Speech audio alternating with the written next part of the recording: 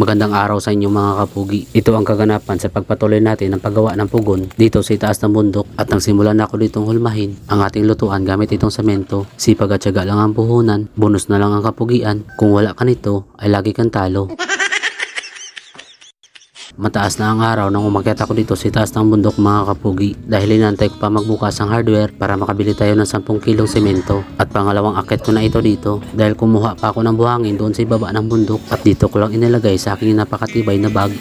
At ito yung dalawang balot ng semento na dinala ko kanina sa unang pag-akyat, kaya kung makikita nyo naman sa aking damit ay basang-basa na ng pawis. At bago ko simula ng paghulma natin ng lutuan ay binasa ko muna ito ng tubig para lalo pang sumiksik itong lupa na ating inilagay. Inubos ko lang itong laman bago ko higpitan itong lupa na nasa itaas. Naglagay na din ako ng tubig dito sa gilid at dito na ako nag-isip kung paano ko ito sisimulan. Pero bago yon ay pinalitan ko muna itong aking sombrero para presko naman sa pakiramdam itong kalbo kong ulo.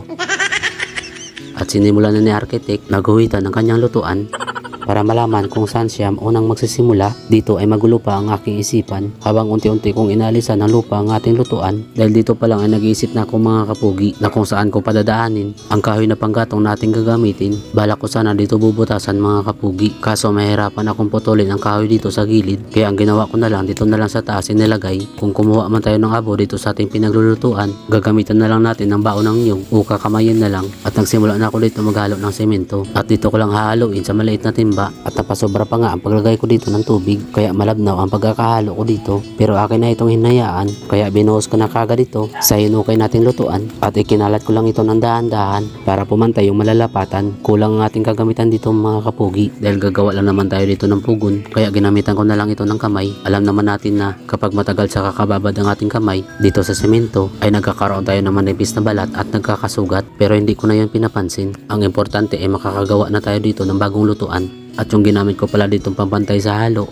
ay yung balat ng nyug na nakita ko. Pagkatapos ay dito na ako naglagay ng mga bakal, mga pinutol ito na kabilya. Hiningi ko ito sa aking biyanan para lalo pang tumibay itong ating bagong lutuan. Ginamitan ko rin ito ng pinilipit na alambre para ipapatong dito sa nailagay nating bakal para kapag maglagay man tayo ng halo ay hindi ito mahuhulog sa ilalim. Pasensya na kung hindi man pulido ang ating pagkakagawa mga kapugi. Kung ano lang yung mga available dito sa amin, ayun lang yung aking mga inilagay. Pagkatapos ay nagdagdag ulit ako dito ng kabilya mga kapugi para lalo pang tumibay itong ating lutuan. Isa din dito sa kabila para kapag may mabigat na ipapatong dito ay hindi kagad ito masisira. Tinapalan ko lang din ito ng halo para kumapal pa ito. Habang pinapatigas at pinapatuyo ko itong sa gitna ay unti-unti ko na ditong tinatapalan ang bawat gilid nitong ating lutuan para kung magluluto tayo dito ay maganda at malinis yung ating mapapatungan. Ginamitan ko lang din ng bunot ng nyug ang pagpantay ko dito sa halo. Pagkatapos ay papatuyuin muna natin ito ng ilang minuto para mahulman na natin ito ng maayos at papakapalan palalo dito sa gitna. Pagkatapos magpahinga ay kumuha na ako dito ng pinutol na galon. Ito yung gagamitin natin ng panghulma ng pabilog na papatungan ng ating paglulutuan. Nilagyan ko rin ito ng ilang pirasong alambre sa palibot bago ko ulit ito nilagyan ng halo. Pagkatapos ay ito naman sa kabila at ganun din yung aking ginawa. Dinadandahan ko lang ang pagkakalagay dito dahil sa basa pa itong kanyang pinapatungan at malapit nang mabuo itong ating bagong lutuan. Pagkatapos kong magtapal ng halo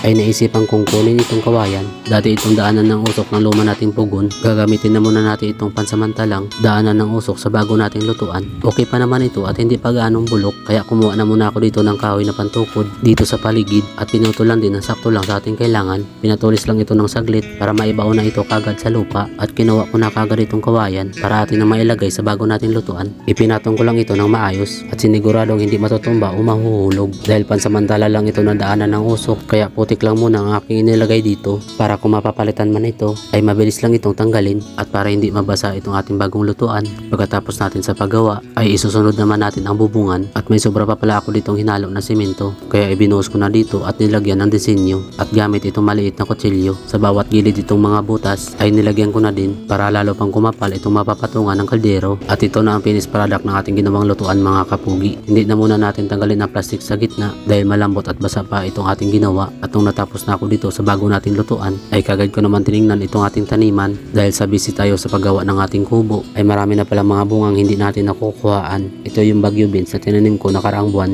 Marami na palang bunga at ngayon ko lang din nalaman at mayroon akong upo ditong tinanda ng daan nakaraan, kaya akin na itong tiningnan kung pwede na itong makuhaan. At sa paglapit ko ay labis ang aking kasiyahan dahil nakakapitas na ako ng bunga ng aking pinaghirapan. Kaya bumalik na kagad ako dito sa ating kubo para ilalagay ko na ito sa aking dalang bag para isama ito sa pagbaba natin ng bundok. At kung nagustuhan nyo itong aking vlog, please follow, like, and share naman itong aking page mga kapugi. At pa-comment naman kung saan nakabot itong aking video. Ito yung ginawa ko lutuan mga kapugi.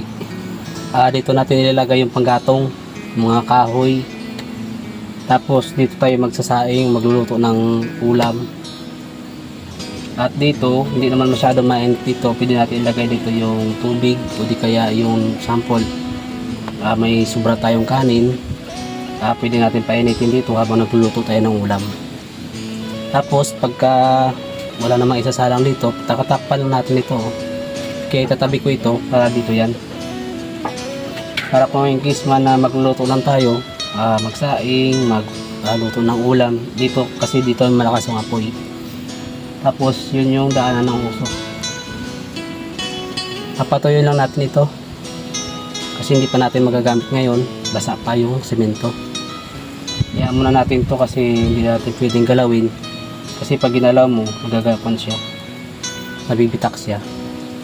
Kaya iyan muna natin tong tumigas. At abangan nyo sa susunod nating video mga kapugi kung epektibo talaga ang ginawa natin pugon.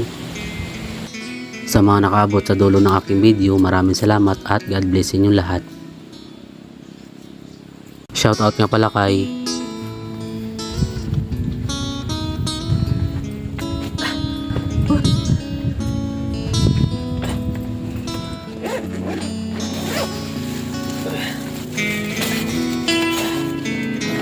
ito mga kapugi, nagdala na rin ako simento.